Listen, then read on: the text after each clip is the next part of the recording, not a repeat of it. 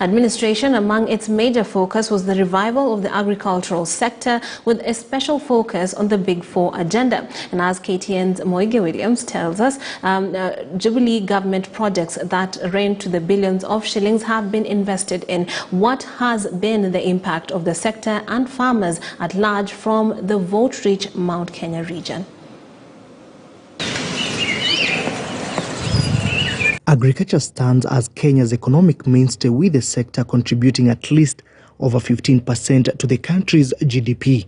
Under President Kenyatta's reign, several reforms were instituted in the agricultural sector to specifically benefit and grow Mount Kenya region after hue and cry of being economically marginalized since the handshake. The government has been making inroads to revive the region's glory in what was seen to be a collapsing sector. Among the changes witnessed are in the dairy, tea, coffee and in the miraa subsector, which included the introduction of bills and grants being offered to jumpstart these sectors.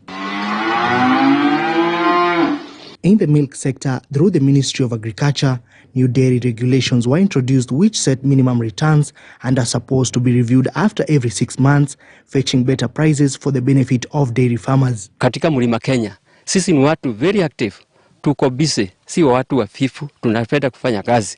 With farmers up in arms over the dwindling returns of coffee, a section of farmers started uprooting the plant, forcing President Uhuru Kenyatta to form a task force in 2016 to review the whole value chain on areas to be improved on. Reforms kicking in, among them introduction of the revolving coffee cherry fund and subsidies of farm inputs. Farmers have been smiling their way to the bank, with a number of cooperative societies paying out more than 100 shillings for a kilo of coffee cherries.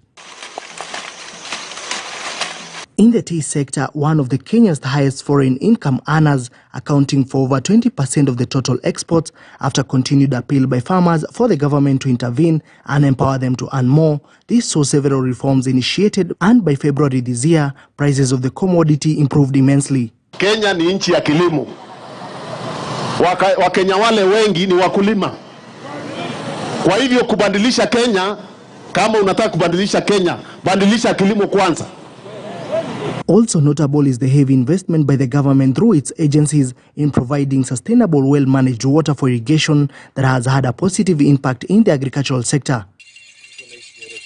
In Sagana, Nyeri County, it is a new lifeline for flower and horticulture farmers after the Upper Tana Catchment Natural Resource Management Project upgraded an 11 million shillings irrigation project, which has enabled farmers to farm comfortably all through the year.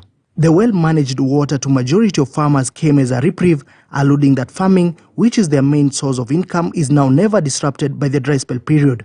But for now, I'm sure I'm ready and we're going to pay consistent every month. So throughout the year, I don't like kukosa kuwa market. Nakuwaga na plant nauza, kuna ile mmea nauza for every month, just because naweza sustain kimaji. Na sasa mambo yangu imebadilika kwa sababu the source of my income, this is my career.